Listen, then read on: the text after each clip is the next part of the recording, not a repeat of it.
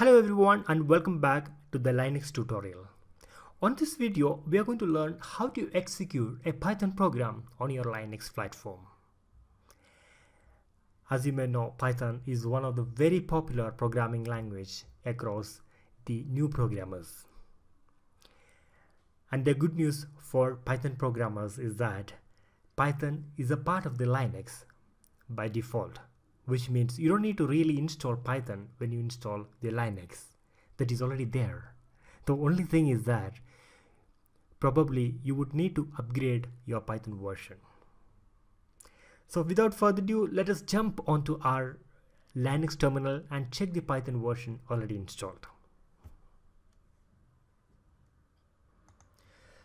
So in order to check the Python version, go to your terminal, Linux terminal, and then type Python and then hit on enter. So there you get the Python version. The currently installed Python version is Python 2.7.1, and in case if you want to come out of your Python console, just hit on Ctrl Z. You came out of the Python console. And now in case if you want to upgrade your Python,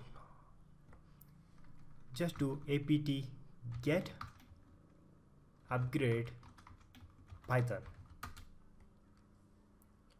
So that will simply allow you to just upgrade to the latest version. So here I'm going to say no because I don't want to upgrade.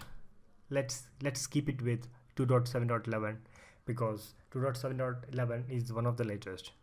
And basically if you look at Python has two different series. One is the 2.7 and the other one is the 3.5. So let us use 2.7 for the demo here. But if you want to use Python 3.3 series, I request you to upgrade your Python using apt get upgrade Python. I hope you are clear with how to check the Python version on your Linux terminal. And in case if you want to upgrade your Python, you can simply upgrade your Python by using apt get upgrade Python. I hope you enjoyed this video and looking forward to see you on the next video. Thank you.